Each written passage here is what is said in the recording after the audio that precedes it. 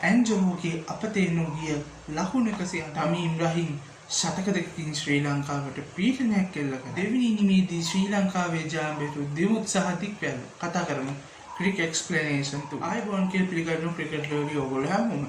Test එක දෙකකින් සමග ශ්‍රී ලංකා බංග්ලාදේශ ටෙස්ට් තරගාවලියේ පළමු ටෙස්ට් තරගයේ ඊයේ නිමාව දුටුවේ ජය පරාජයකින් තොරවයි. මෙම තරගය ශ්‍රී ලංකාව බොහෝ දුරට ධනාත්මක ක්‍රීඩා විලාසයකට වඩා ආරක්ෂාකාරී ක්‍රීඩා විලාසයක් අනුගමනය කරපු තරගයක් කියලා හඳුන්වන්න අපිට හැකියාව තියෙනවා.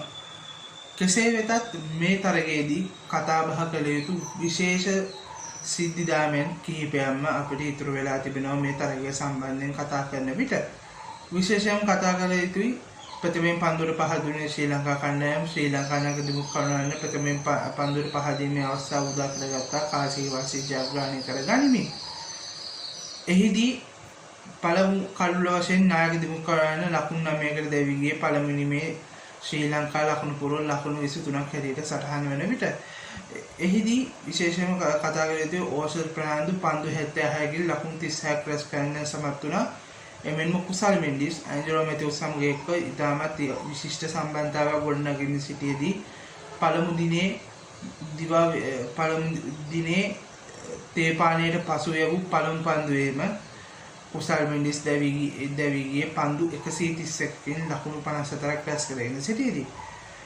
විශේෂයෙන්ම කතා කළ යුතුයි ඇන්ජලෝ මැතිව්ස් විසින් ඇන්ජි විසින් ලබාගත් ලකුණු 199 පිළිබඳව. මගේ හැරීගේ බුද්ධිත්ව ශතකයක් වුණත් ඒ ඉතාමත් වැදගත් කාරණයක් බවට මේ තරගයේ ශ්‍රී ලංකාවට ඉරණම තීරණය කරන්නට ඉතා විශාල සාධකයක් බවට එයපත් වුණා. ඇන්ජලෝ මැතිව්ස් පන්දු 397කදී ලකුණු 199ක් රැස් කිරීමේ සමතුනේ 4 පහර 19 සහ 6 පහරක් සමගින්. ඔහුට අනග සහයක් ලබා දුන්නු දිනේෂ් චන්දිමාල් පන්දු 138කදී ලකුණු 66ක් රැස් කරගෙන සිටියේදී කඩලු මුවා කිරීමේ වරදට දැවී ගියා.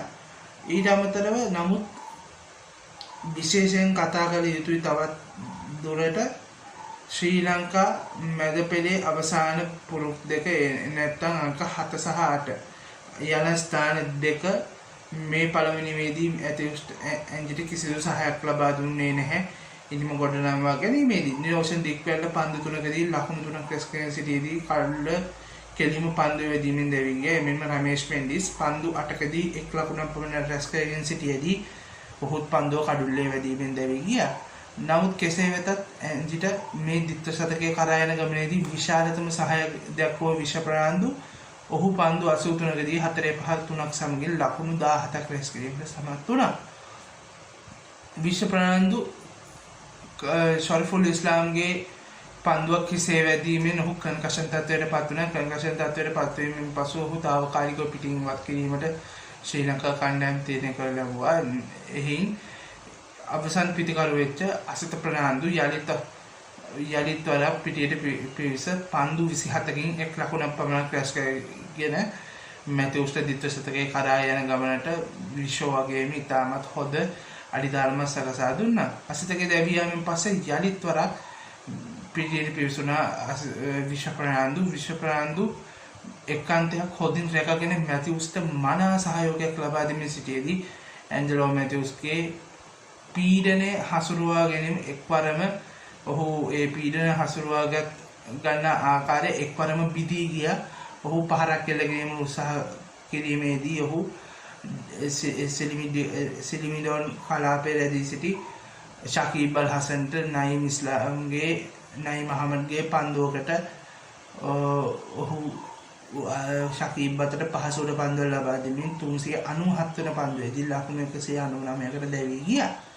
ඊට පසුව බංග්ලාදේශය දෙවෙනි ඉනිම ක්‍රීඩා කළා.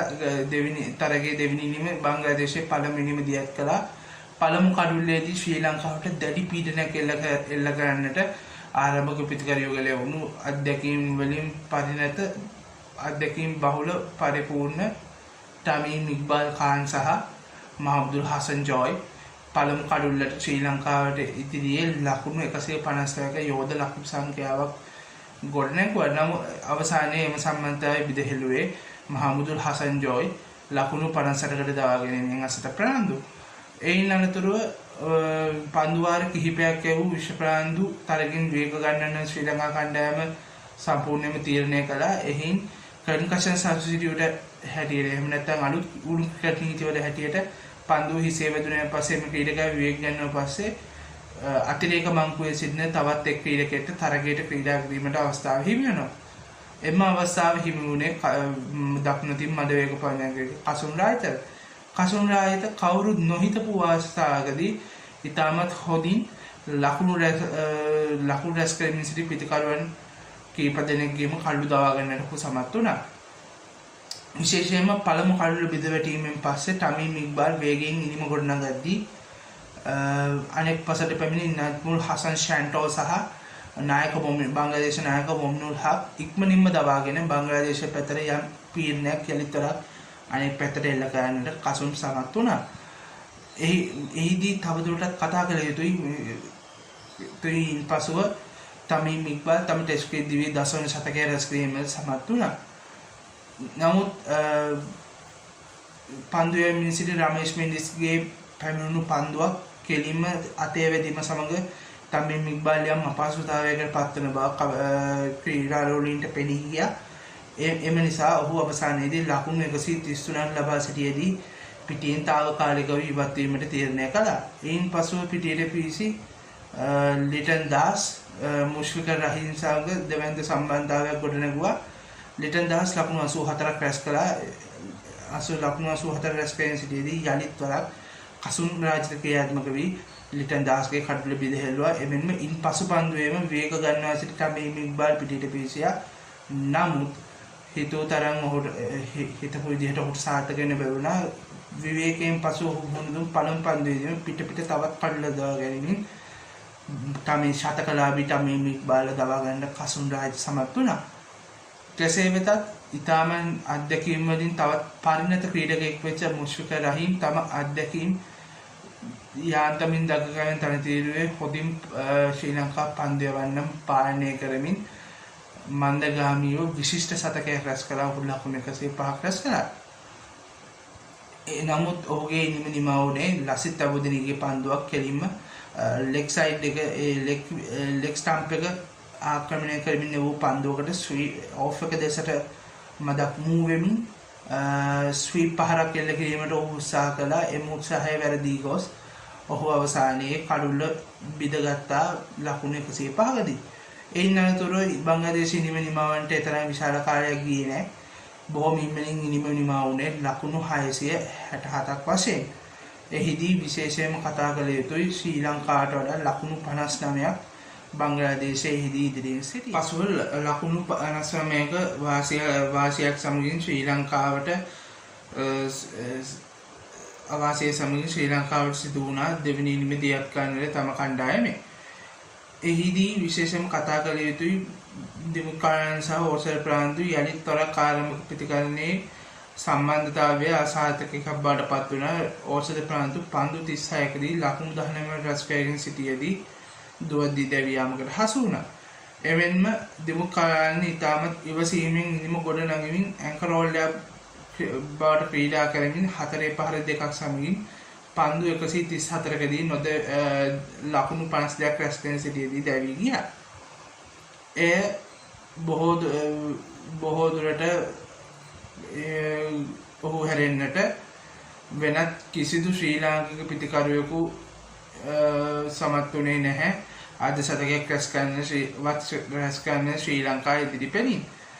කෙසේ වෙතත් කුසල් මෙන්ඩිස් පසුදා අවසන් දිනයේ උදෑසන පිටියට පැමිණිලා ඔහු උත්සාහ කළා වේගෙන් ලකුණු රැස් කරමින් ඉනිම ගොඩනංවන්නට.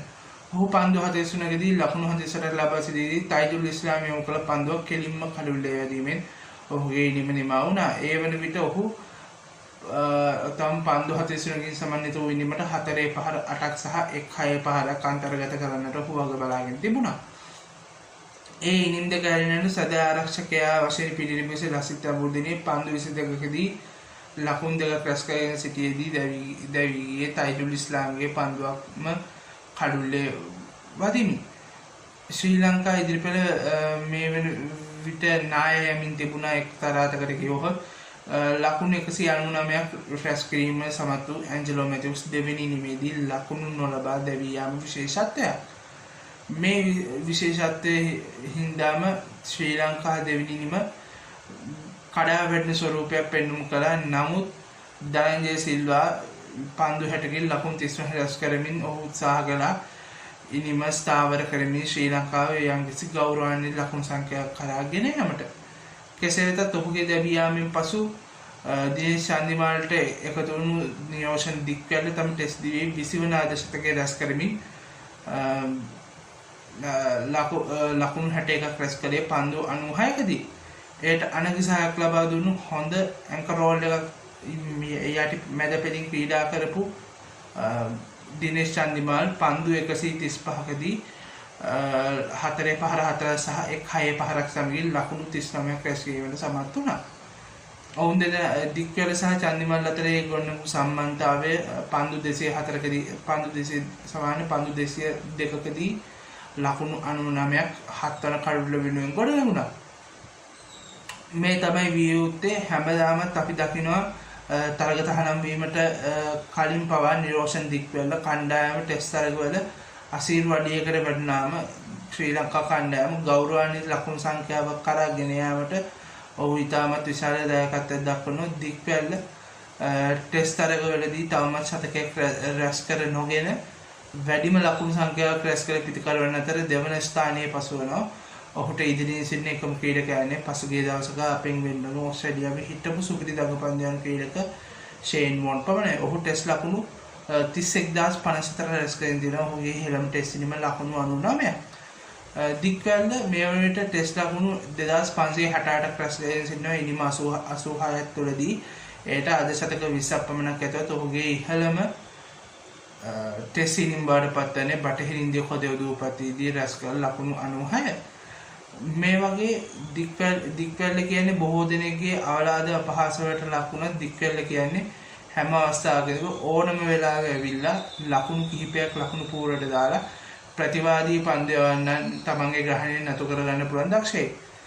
කෙසේ වෙතත් ඔහුගේ තිබෙන එකම අඩුපාඩුව තමයි තමන් අර්ධ ශතකයක් රැස් කරාම ඒ ශතකයකට පරිවර්තනය කරගන්න තාමත් ඔහු හුරුවක් ලබන්නේ නැතිකම. ඒ හැරෙන්නට අනෙකුත් හැම අවස්ථාවකම ශ්‍රී ලංකාවට අවශ්‍ය පරිදි ක්‍රීඩා කරන්නට දික්වැල්ල හැම වෙලාවෙම සමත් වී තිබෙනවා.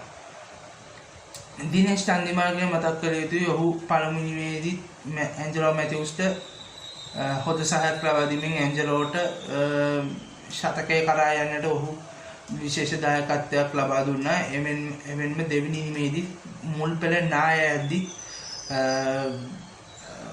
මැද පෙළින් ඇවිල්ලා ධනංජය සිල්වා සහ දික්වැල්ල සමග එක්ව ඉනිම නායකයම වළක්වමින් ගෞරවාන්විත ලකුණු සංඛ්‍යාවකට කණ්ඩායම රැගෙන යාම අපි අගය කළ යුතු කාරණයක්. කෙසේ වෙතත් අවසානයේ පන්දු වාර 90යි එක් පන්දුවක් අවසානයේදී කඩුළු 6කට ලකුණු 256ක් රැස් කරගෙන සිටියේදී තරගයක් හිටවන්නට විනිසුරුවනුන් තීරණය කළා. මොකද බොහෝ දෙනෙක් ඇහුවා තවත් පන්දු වාර 10ක් පමණ දිනේ යවන්න ඉතුරු වෙලා තිබෙදී ඇයි තරගය නතර කරන්නේ කියලා.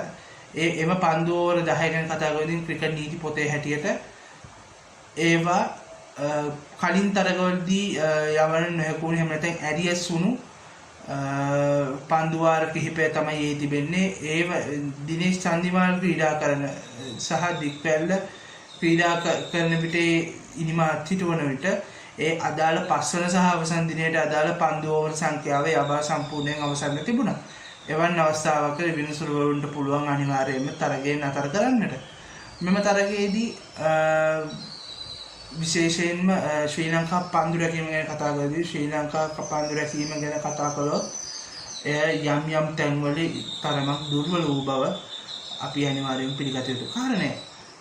මොකද පළමු පන්දු වාරයේදී කුසල් මින්ඩිස් තමින් ඉක්බාල් ලබා දුන්නු උඩ පන්දුවක් අතහැර දැමුවා. දෙවන ස්ලිප් පීරියඩ් සිටියේදී දෙවනුව ලසිත් තැඹුල් දෙනිය ඩීප් ෆයින්ඩ් එකෙහි රැඳී සිට ලබාගත හැකිව තිබූ පහසු උඩ පන්දුව මහමුදුල් හසන් ජෝයිගේ 4 සීමාව ආසන්නයේදී බිම හෙළලා එය 4 පහරක් කරා යාමට ඉඩ ලබා දුන්නා. එමෙන්ම